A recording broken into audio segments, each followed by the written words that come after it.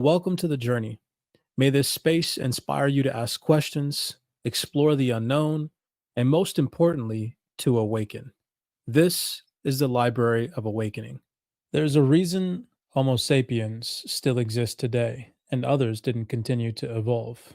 A prefrontal cortex, which we can infer from skeletal structures. Essentially, we had the ability to think more complexly. Thus, we're able to organize, cultivate, teach, practice, habituate, and pass down a world suited for our survival. Because of our capacity to imagine, we were able to build Earth as it is today out of virtually nothing. In a sense, the notion that thoughts create reality is more than just a nice idea.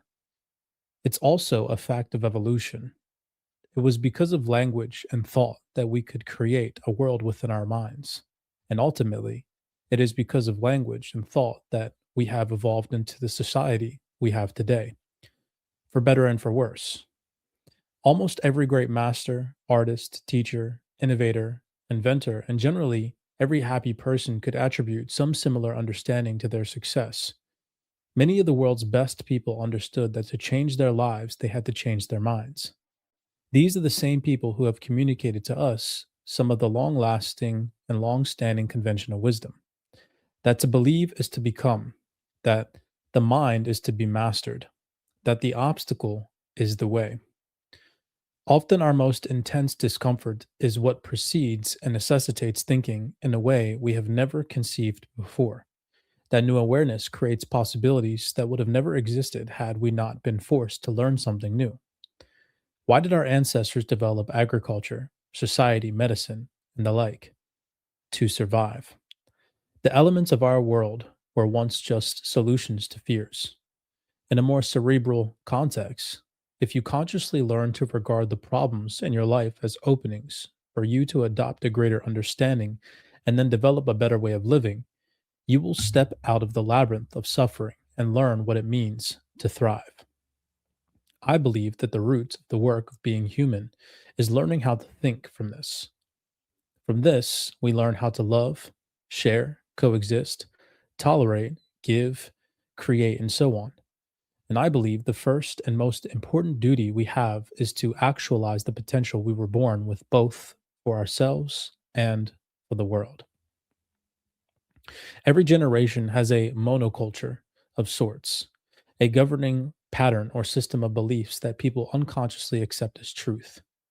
It's easy to identify the monoculture of Germany in the 1930s or America in 1776.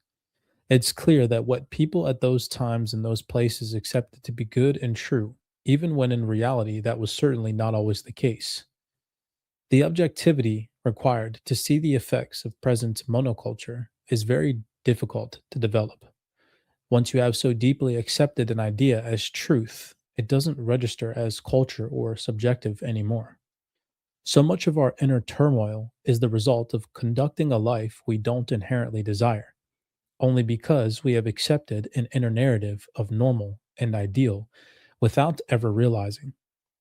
The fundamentals of any given monoculture tend to surround what we should be living for: nation, religion, self, etc.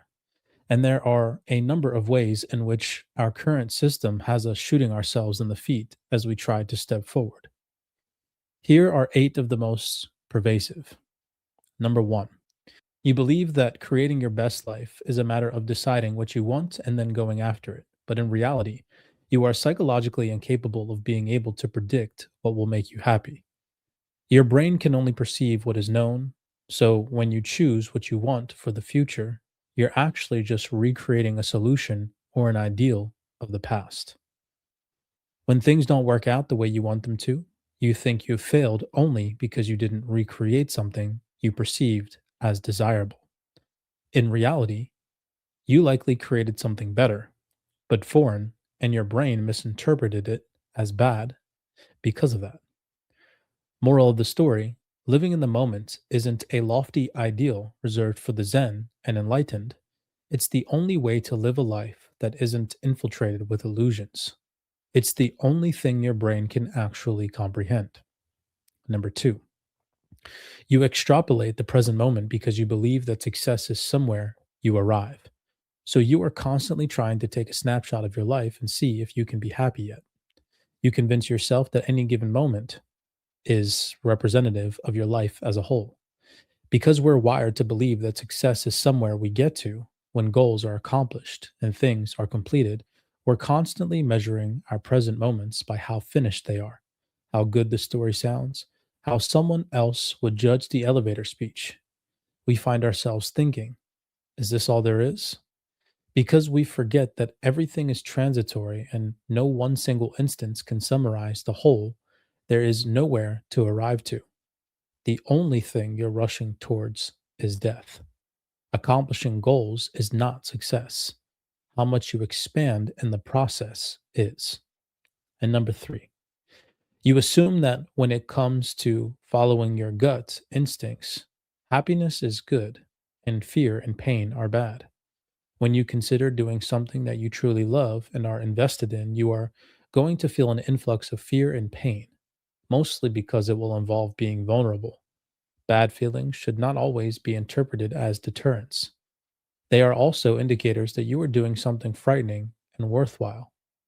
Not wanting to do something would make you feel indifferent about it. Fear equals interest.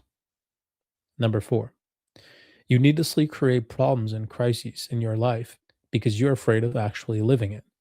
The pattern of unnecessarily creating crises in your life is actually an avoidance technique. It distracts you from actually having to be vulnerable or held accountable for whatever it is you are afraid of. You are never upset for the reason you think you are. At the core of your desire to create a problem is simply the fear of being who you are and living the life you want. Number five, you think that to change your beliefs, you have to adopt a new line of thinking rather than seek experiences that make that thinking self evident. A belief is what you know to be true because experience has made it evident to you. If you want to change your life, change your beliefs. If you want to change your beliefs, go out and have experiences that make them real to you, not the opposite way around. Number six, you think problems are roadblocks to achieving what you want, when in reality, they are pathways. Marcus Aurelius sums this up well. The impediment to action advances action. What stands in the way becomes the way. Simply running into a problem forces you to take action to resolve it.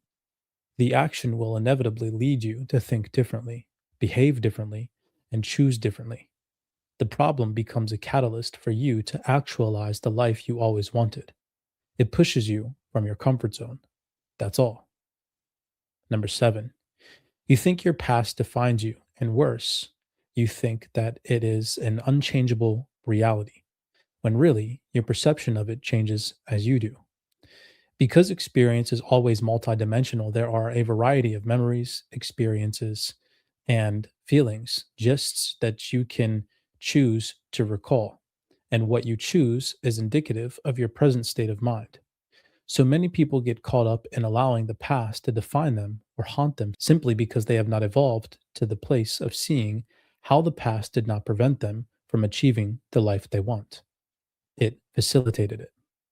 This doesn't mean to disregard or gloss over painful or traumatic events, but simply to be able to recall them with acceptance and to be able to place them in the storyline of your personal evolution. Number eight, you try to change other people, situations, and things, or you just complain, get upset about them. When anger equals self recognition, most negative emotional reactions are you identifying a disassociated aspect of yourself. Your shadow selves are the parts of you that at some point you were conditioned to believe were not okay. So you suppress them and have done everything in your power not to acknowledge them. You don't actually dislike these parts of yourself, though. So when you see somebody else displaying one of these traits, it's infuriating. Not because you inherently dislike it, but because you have to fight your desire to fully integrate it into your whole consciousness. The things you love about others are the things you love about yourself.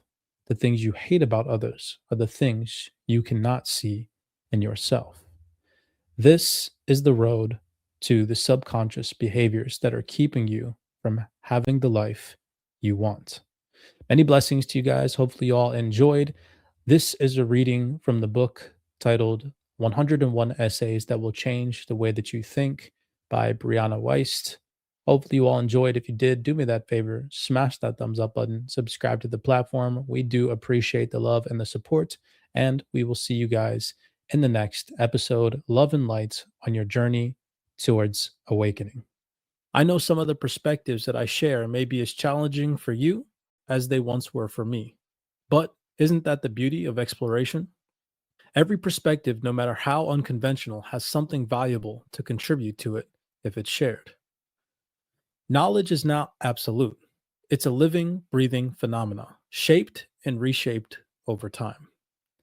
The important thing is not always be right, but to always be curious. Explore freely, share boldly, and learn deeply. And don't rely solely on others to validate your discoveries. Stand firm in integrity, even in the face of criticism. Remember that growth always means embracing the humility to admit when we're wrong. Learning from our errors is not a setback, it's the very essence of our progress. So, welcome to the journey. May this space inspire you to ask questions, explore the unknown, and most importantly, to awaken. This is the Library of Awakening,